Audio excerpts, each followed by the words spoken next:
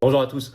Envoi de troupes, armée européenne, guerre totale contre la Russie. L'Union européenne, depuis que Trump et Poutine ont annoncé les négociations de paix, montre son visage d'hystérie guerrière, conformément à toutes nos analyses depuis le départ.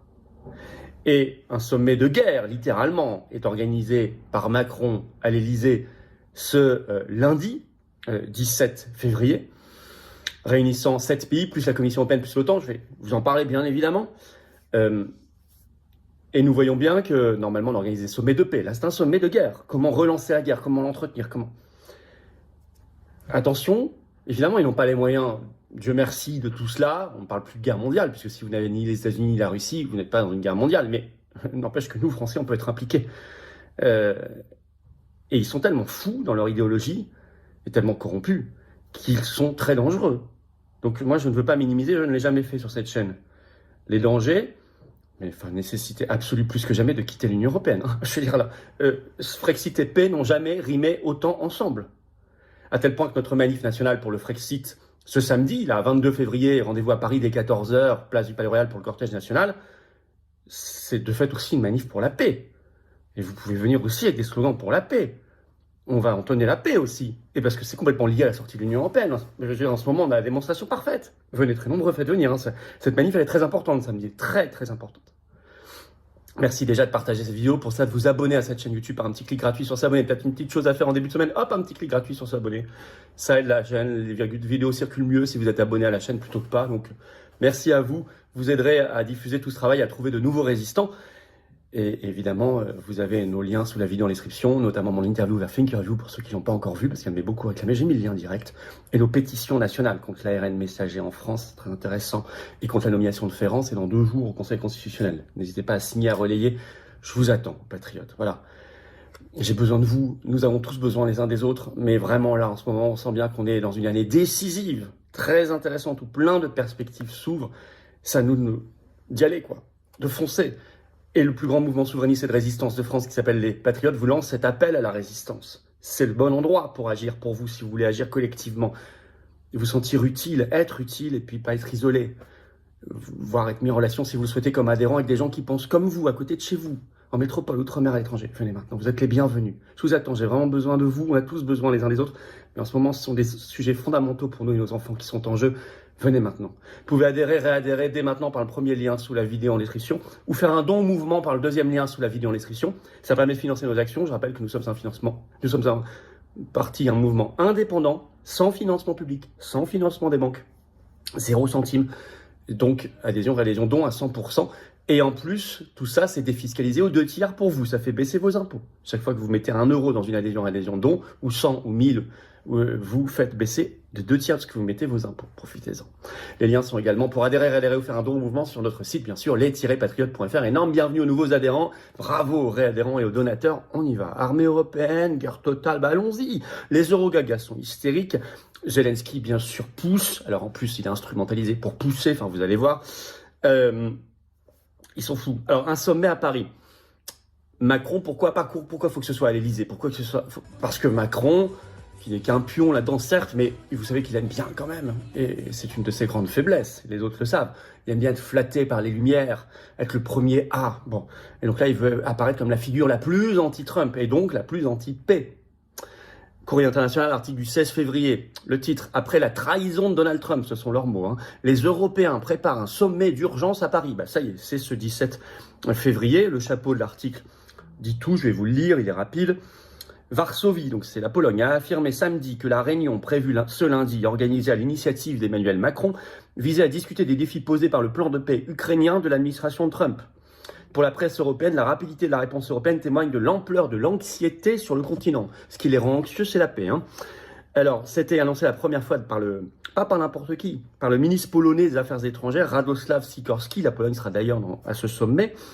Je rappelle que Radosław Sikorski, c'est celui en Pologne qui avait tweeté « Merci les USA » quand, en septembre 2022, les gazoducs Nord Stream 1 et 2 avaient été sabotés. Lui avait tout dit, c'est bien. Mais lui, il était content. C'était les Américains, il en était heureux. C'était les USA à l'époque, version Biden. Attention, rien à voir avec le pays actuel. Bon, le régime actuel. Alors, seront présents également l'Allemagne, Scholz, donc l'Italie, l'Espagne, bien sûr la France, et puis le Royaume-Uni, parce que c'est une grande puissance militaire, Keir Starmer, qui est très mondialiste. Vous savez que Farage, le Brexiteur, le combat fortement, puisque lui, il est pour la paix. Et puis, représentant de la Commission européenne et de l'OTAN. Alors, ils veulent la guerre, hein. Dépêche AFP ce 14 février, je cite, « Guerre en Ukraine, Emmanuel Macron met en garde contre une paix qui serait une capitulation ». Il a donné une interview effectivement en ce sens au Financial Times ce 14 février, je vous cite un petit extrait. « Une paix qui soit une capitulation, c'est une mauvaise nouvelle pour tout le monde. » Une paix qui soit une capitulation, c'est une mauvaise nouvelle pour tout le monde. Vous enlevez qui soit une capitulation, ce qui n'a objectivement pas beaucoup de sens, c'est la paix est une mauvaise nouvelle, hein, vous avez bien entendu ça. Hein. A-t-il lancé à l'intention du président américain Donald Trump qui entend engager des négociations directement avec son homologue russe Vladimir Poutine? La seule question à ce stade, c'est est-ce que de manière sincère, durable, soutenable, le président Poutine est prêt à un cessez-le-feu sur cette base-là, à relever le chef de l'État français? Et celui qui pourrait être le nouveau chancelier allemand Friedrich Merz, à tête de la CDU, a déclaré à la conférence de Munich ce 15 février que lui, contrairement à Scholz, était favorable à la livraison par l'Allemagne de missiles longue portée à l'Ukraine et à utiliser sur le sol russe les missiles Taurus qui sont suédo-allemands, comme le font déjà le Royaume-Uni et la France et les États-Unis avant Trump. Merz, d'ailleurs, n'arrêtons pas de se contredire parce qu'il avait dit l'inverse en décembre dernier. Bon, mais c'est pour ça aussi, vous voyez pourquoi il panique devant la montée de l'AfD, parce que l'AfD, elle, qui veut sortir de l'Union européenne et de l'euro, est complètement pour la paix et contre l'envoi, par exemple, de ce type d'armes. Alors, au même moment, vous avez une fuite délirante danoise qui vient de sortir, reprise partout par CNews le 12 février. Guerre en Ukraine, les services secrets danois alertent sur une possible attaque russe contre l'Europe d'ici 5 ans. Ça, on en a régulièrement, mais là, ça a inondé la presse. Je cite, dans un rapport publié le 11 février, les renseignements danois estiment qu'en cas, c'est CNews, hein, qu'en cas d'arrêt des combats en Ukraine, la Russie pourrait menacer militairement les pays baltes, puis l'Europe. L'Europe pourrait bientôt connaître un nouveau conflit. C'est en tout cas la crainte des renseignements danois dans une note rendue publique. Ils la rendent publique, hein. Évidemment, volontairement. Le 11 février, tout au long de ce document de 3 pages, ils établissent les probabilités d'un futur conflit causé par la Russie sur le continent. Et selon eux, la fin hypothétique de la guerre en Ukraine pourrait avoir des conséquences dramatiques pour les membres de l'OTAN, dont fait notamment partie la France. Vous avez bien compris, la paix, la fin du conflit aurait des conséquences dramatiques. Alors, c'est même le plan danois est détaillé, puisqu'ils disent que la Russie, dans les 2 ans, attaquerait les États baltes, puis, dans les 5 ans, tout le continent. L'armée russe va aller envahir l'Allemagne, l'Italie, l'Espagne, la Pologne, la France, la Belgique, le Royaume-Uni. Bref. Alors... Et puis, vous avez alors un bon télégraphiste des plus faucons du continent et de l'État profond qui s'est réfugié à Bruxelles, Zelensky, qui pousse à la folie. Alors d'abord, il exige une armée de l'Union européenne. Ouest France en parle le 15 février, le titre « Face au flou d'une position américaine, Zelensky plaide pour la création d'une armée européenne ». Je cite un extrait. S'exprimant à l'occasion de la conférence de Munich sur la sécurité, connu pour être le Davos de la sécurité internationale, Volodymyr Zelensky a appelé à la création d'une armée européenne. Pour lui, je cite, les dirigeants européens doivent décider de leur propre avenir, assurant que les forces armées ukrainiennes ne pourront pas assurer seules la sécurité de l'Europe. Il appelle ça les forces armées de l'Europe. Donc il veut une armée européenne. Alors, les Eurogagas sont ravis. Évidemment, c'est ce qu'ils veulent depuis bien longtemps. Vous savez que dès 1954, il y avait le projet de CED, Communauté européenne de la défense, avant même le traité de Rome, pour créer une armée fédérale européenne. Et à l'époque, ça avait été rejeté par le Parlement français. Les choses ont bien changé. Évidemment, ensuite, De Gaulle a mis tout ça à la poubelle, bien évidemment. Alors, et puis Zelensky veut être le rebelle, donc là on voit qu'il est coaché par les faucons du continent européen. Il refuse de signer, il a annoncé le 15 février avec les États-Unis un accord sur les minerais ukrainiens. Il dit à Trump que c'est lui qui doit décider quand Trump a le droit de parler à Poutine, etc. Bon, enfin, on est dans un truc... lui, il est...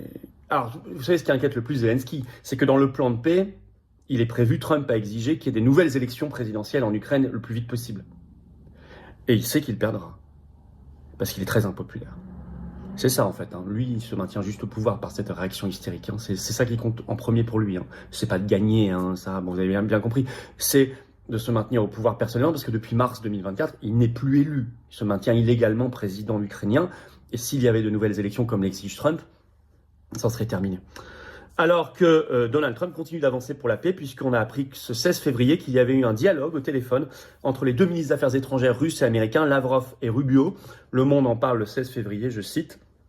Le chef de la diplomatie russe, Sergueï Lavrov, et son homologue américain, Marco Rubio, ont eu un entretien téléphonique et ont convenu de reprendre le dialogue, interrompu par l'offensive russe en Ukraine dans la foulée de l'appel entre Trump et Poutine.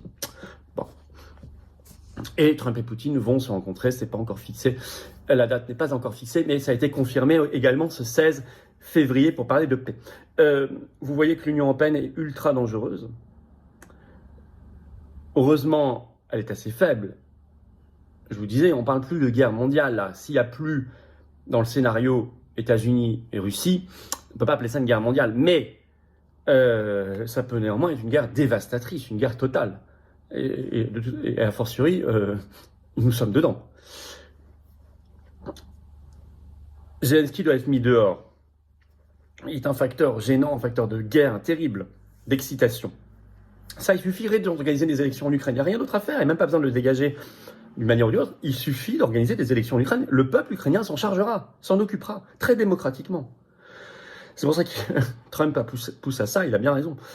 Il faut quitter l'Union européenne pour la paix.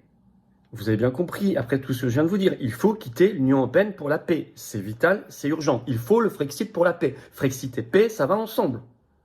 Manif nationale ce samedi 22 février pour le Frexit et donc pour la paix. Venez très nombreux, pas un soldat, pas une arme, pas un centime en Ukraine. Ce samedi 22 février, rendez-vous Paris dès 14h, place du Palais Royal pour le cortège qui ira jusqu'à place Fontenoy. Venez très nombreux, prenez des drapeaux français, ramenez les familles, c'est sécurisé, ramenez du monde. Quand ça pètera, ça fera un scandale épouvantable.